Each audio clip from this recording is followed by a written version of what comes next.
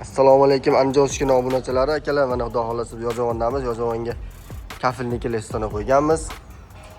So'rabki jarayoni bitdi deb bo'ldi akalar mana.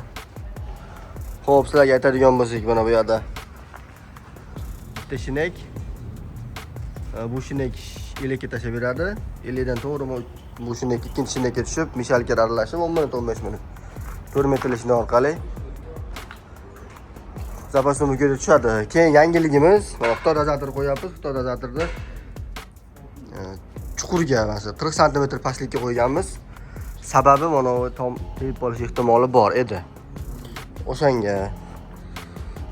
Xo'p, chuqurimiz uzunligi 2 metr, 2 ga 80, chuqurligi 40 sm qilib kavladik. Akalarimiz kavlab berishdi.